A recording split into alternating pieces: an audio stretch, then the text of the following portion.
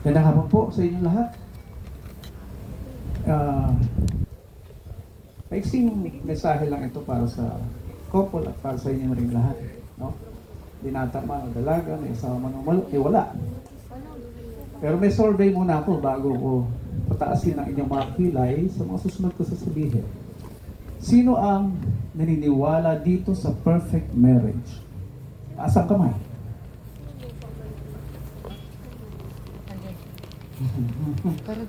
Isa pa. Baka nagda-doubt lang. Sino naniniwala dito sa perfect marriage? Taas ang kamay. Talagang wala, my goodness. Tutulungan ko kayong maintindihan kung ano nga ba ang perfect marriage. Kasi yan ang ebidensya na successful ang culture natin. Kinumbinsi nila kayo na walang perfect marriage. Except for me. Hindi na ako na-convince. Bakit? Kasi pinag-aralan ko eh. Lalo na sa Pilipinas, talagang walang naniniwala. So, inalam ko, bakit nga ba? Sabi ni Socrates, a Greek philosopher, na pinanggalingan ng lahat ng ideas ng Western world, sabi niya, wisdom is the beginning of definition of terms. Ano yung sabihin nun? Magiging wise ka pag dinefine mo yung terms ng salita. Yung meaning niya, i-define mo. So let's start with the word perfect. To define a word, go backwards. Balik ka lang, saan siya galing? Etymology. Doon mo makikita yung truth. So the word perfect was created or invented during the time na yung tao, mga scientists, inventors, etc., naka-invento ng measurement, inches, width, length, height. By the time na nagumagawa na sila ng mga design ng produkto, because they were looking for solutions to people's problems. Gumagawa sila ng design to make our life easy. So, every time they make a product, may design mo na yan because nanggagaling mo na dito yan, yung idea. So, lalabas yun, the drawing nila. Then, pag lumabas na yung produkto, halimbawa, furniture, may sukat yan, syempre, hindi pwedeng gawa lang ng gawa. Ang itsura pag wala kang design. Pag nasunod na yung measurement according sa design, they call it perfect. Nasunod eh. Tama na. No? There's also a point in your life that you use the word perfect sa bahay ninyo, etc. No? Pag may nakita kayong tama, nasa gitna, sukat na sukat, perfect. You can create your masterpiece. Perfect yan for you. Okay? Now, let's go to the word marriage. Ang marriage naman is from the word gem. A precious stone. Dalawa kayong precious stones. Sa lahat ng nag-aasawa dito, you are both precious stones.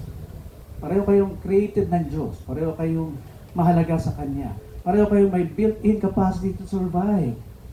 No? Walang higit or lumalamang. Pantay ang kapangyarihan na binigay ng Diyos bago pa sila pumitas ng prutas na pinagbabawal. Which means, bago sila nag-asawa. Kaya nung mag-asawa na, kailangan ayusin ng Diyos yan at kailangan niya sabihin sa babae na He will rule over you. Genesis 3:17. Dahil pag hindi, magpapatayan yung dalawang yan. Alam ng Diyos yun. Kaya kailangan may isang nagro-rule. So, i-explain ko yan mamaya. Yung marriage na gem, precious stones, kailangan pag-isahin. Kasi kalat-kalat yan eh. No? Yung gold, silver, kalat-kalat yan. They have to collect it together para maging isa. Paano maging isa? Aalisin yung mga dumi, tubig, by pressure, heat, pinapainit, until maging valuable ang stone na yan, yung precious. Magiging valuable siya. Parang naging valuable ang silver, pinagsama-sama yan. Hanggang sa wala ng dumi, anything. Paano naging valuable ang gold? Ganon din. Pinagsama-sama. Hanggang sa wala ng dumi, elements of water, or dirt, anything. Pag pinagsama natin ngayon, yung sinasabi ko, perfect marriage means habang kayo nagsasama ng matagal, dapat nawawala na yung mga pangit na ugali. Dapat nawawala na yung pagkamaldita. Dapat nawawala na yung mga bisyo. Hindi naman kasi kailangan ng marriage ang bisyo. Pag dinefine pa rin natin yung marriage according to family code, sabi ng family code article 1, marriage is a special contract. Pag sinabing special contract, may ordinary. Ano yung ordinary? Pwede mong i-impose ang terms and conditions mo. Ninyong dalawa, hanggat wala kayong nilalabag na batas, morals, public policy. Pero sa marriage, ang mag-i-impose na ng terms and conditions ay yung batas na.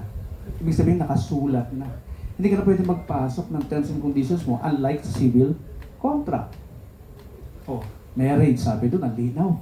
Special contract, not subject to stipulations.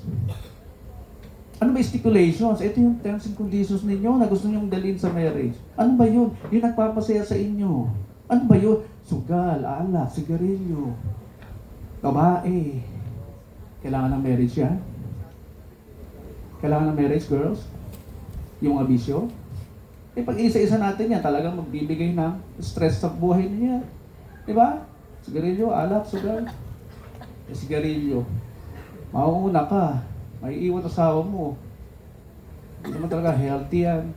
Diba? Sugal. Hindi na po pwede yung porke pinamanahan ka ni daddy ng manok. Tuloy pa rin ang sugal. Nag-asawa ka na eh. Bawal na. Pati pang babae, lalo na. At lahat ng itong bisyo na to ay, what? Pagpapasaya sa sarili. At ginagawa pagpapasaya sa sarili habang single. Tama? Aba, hindi pa rin kayo naninindigan. Bahala kayo. Ayaw yung manindigan, ha? Yes, Father! Dapat ganun. Kaya ang bisyo naman laging dito sa side na to. Di ba? Malalaki. Ang bisyo lang ng mga kababaihan, party. Mabibilang na naman sa kamay yung babaeng nagtotong its or what. Di ba? Dahil na rin sa kahirapan nyo, kaya nagtotong its.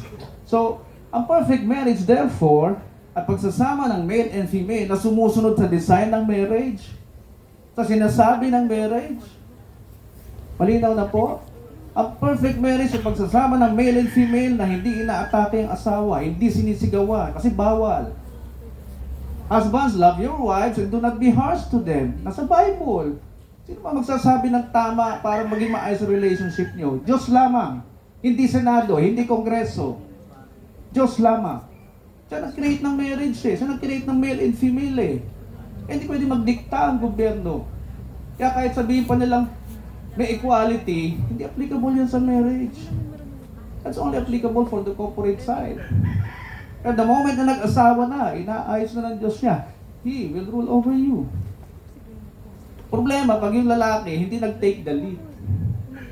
Magte-take over yan. Kasi may kakayahan din yan maging leader. And you will never like it. Pag yan nag-take over, siya magpapatakbo ng buhay niyo. You will never like it. Because hindi nasusunod ang design ng marriage. Ang sakit naman minsan kapag nag-ruler lalaki, nag-take over, ang tingin sa asawa, mababa na. Ginagawang utusan. Kasi helper daw. Alam niyo ba meaning ng helper? It's from the Hebrew word ezer, which means God in the flesh. Yung ezer. Pangalan din ng Diyos yan. Ginamit niya nung tumatakbo mga tao sa kanya for immediate help. Which means, yung babae pinili mo. God in the flesh para sa iya. Takbuhan mo sa oras ng pangailangan. Ano ba yung oras ng pangailangan? Yung mga bagay na wala ka nang magawa. Na siya lang makakasolve. Kalimutan nyo. Okay? Mga bagay na hindi mo control. Maapaw, gumagawa ka lagi ng sperm ang mga lalaki. Kanino ilalabas yan? Sa asawa lang. Hindi sa labas ng bahay. Okay? So pag nagtanong uli ako, sino naniniwala sa perfect marriage? Hindi pa rin magtataas. Tandaan nyo to. Thank you, sir. Tandaan nyo to. Anything na hindi nyo pinaniniwalaan, hindi mangyayari sa inyo. Hindi ka mag-e-effort. Di ba? Hindi ka naniniwala eh. Anything that you don't believe with, you will never make any effort to achieve it. Hindi ka naniniwala eh. Hindi mo ma-enjoy talaga perfect marriage. Hindi mo ma-enjoy yan. Na supposed to be, lumalago ang buhay ng mag-asawa. Napag-aralan na yan sa maraming lalaking university sa Amerika. Lumalago ang buhay ng mag-asawa, humahaba ang buhay kaysa sa mga single. Kapag tama ang ginagawa. Kung mali, may issue pa rin, binitbit pa rin sa marriage, eh wala na. Mahirapan kayo talaga maging isa.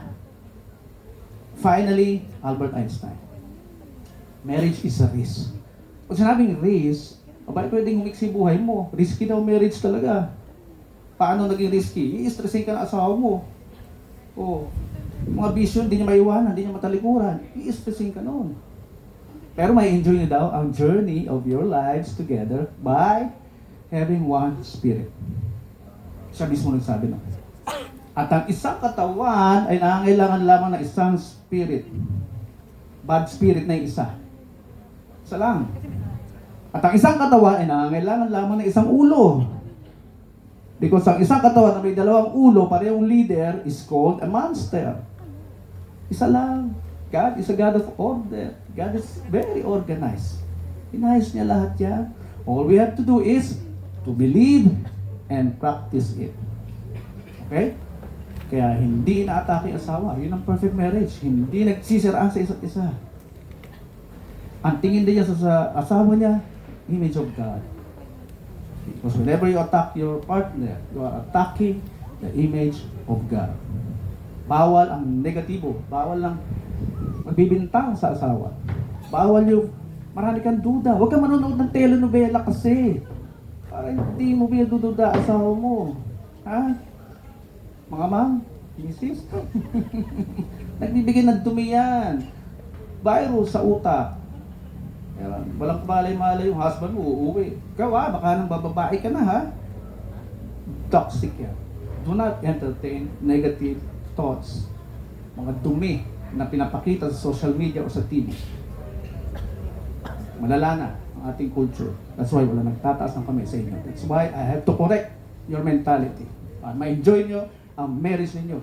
Pagsasama ninyo dalawa. Lalo na kayo. So, nakikiusap lang po ko sa last part ng aking message. Meron po kaming DCIDB Palad ng Diyos Foundation. Pinupuntahan namin mga hirap na lugar. Pinubuksan namin ang kanilang kaisipan. Nagpapa-feeding program kami para mabawasan yung ating poverty level. That's the only way to change the Filipino, yung bagong Pilipinas na sinasabi ni Bongbong, nagsisimula yan dito sa mentality. Lahat may kakayang yumaman. Lahat may kakayang umunlad ng buhay. Yun ang binigay sa atin ng Diyos from the very beginning. Kaya hingi lang po kami tulong, may sobre po dyan sa inyong mesa, at iikot po ang basket para magtuloy-tuloy po ang aming advocacy sa pag-seminar sa mga taong nasa may hirap na lugar. Maraming po salamat and congratulations to the both of you. We will now proceed to the beverage